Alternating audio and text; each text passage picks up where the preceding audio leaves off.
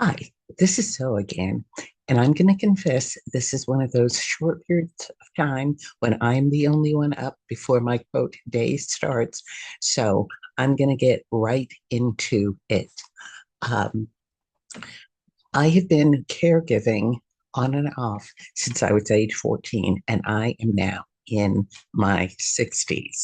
So let's start with, and I want you to take note of this really. I don't care how strong you are, because I think I'm a pretty strong person.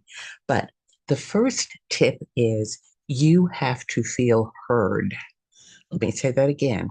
You have to feel heard. Everybody can't give that to you.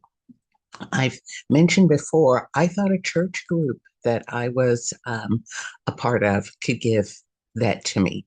And I found out very quickly that they could not. So you'll excuse me if I look down at my notes because I want to make sure I get everything. I get everything on here.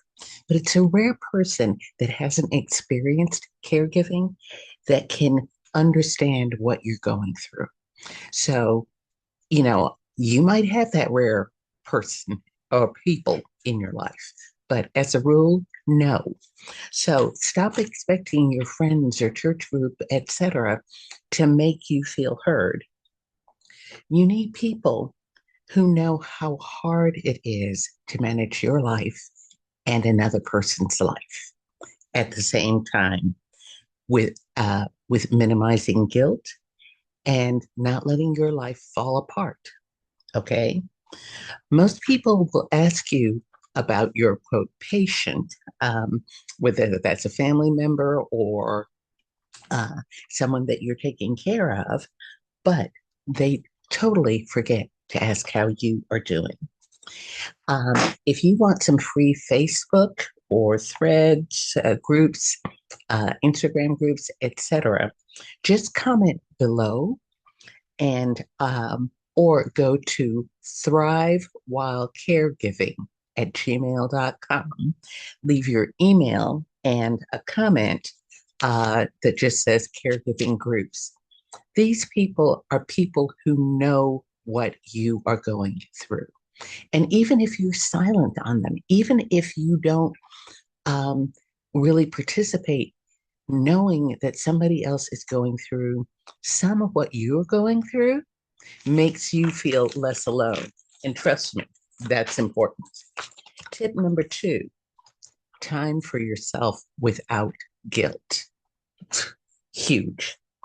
Um, you have to understand that you probably won't have the time for yourself that you used to during this period, and whether this is days, weeks, months, or years. But that doesn't mean that you don't get to have any. And so try not, try not to wait for permission from the patient. They have their own set of issues. Try not to wait for permission from somebody who is watching you do this and who tells you, oh, all you have to do is, that's always a dead giveaway. But anyway, um, no, you have to do this for yourself. So if it's 15 to 30 minutes a day um, to recharge or sit down by yourself, just quietly, silently, um, to read a few pages of a book, whatever it may be, or when the patient takes a nap. If you need somebody to talk to, or if you need to figure out when you can do this, let me know. But this is essential because otherwise you are going to burn out. I don't care how strong you are.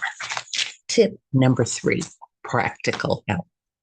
Practical help. I know you're used to doing things on your own and not asking anybody for anything, but this is not the time. Caregiving is not meant to be done alone. And depending where you are, you can sometimes get paid to care for a loved one. Um, if you want to know more about that, leave a comment or you can email me at the email I gave earlier. But even if you aren't paid, you can ask for help with Things like pharmacy runs, grocery shopping, gift cards, doctor's appointment, somebody to take you all so you don't have to get them out, park, go back. All of those things would take a lot of energy. Sitting with a loved one for an hour or two. And sometimes people ask, but they really don't know. If they haven't done this, they don't know what they're asking and they don't know what to give you. So you have to be willing to ask for help. Let me say that again. You have to be willing to ask for help, and they will tell you. You will find out who the people who are just giving lip service and the people who really mean what they say. And having somebody run to the grocery for you, having somebody who gives you a DoorDash card so you don't have to cook, it can appear on your doorstep, whatever, all of those things make a difference. Okay. So don't wait for people to offer. Tell them what you need. Step number 4, recognition and appreciation. That's huge. We all need that. And we need to make note of every time someone appreciates what we do, whether it's on Facebook, Instagram, your family, or even you. Okay, let me say that again. Even you. Every day, every day, you need to write down something that you do that you did well. And everything else is gravy, but something that you can be grateful for. If you want more info on our caregiver journal that will be coming out in August, just comment below or go to, again, Thrive While Caregiving at gmail.com.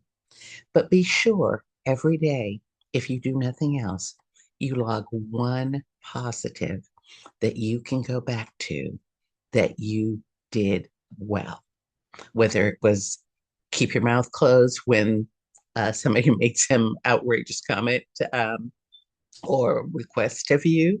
I'm not telling you to take abuse. That's a different story, another video. But I am talking about something that you did well. And everybody has one thing that they do well. And tip number 5, you need reliable information and resources. Have you ever felt like you don't even know where to start? There's so much to do. I mean, there's medications, there's there's a guilt, there's trying to manage your own life. You aren't alone, even though it may feel that way.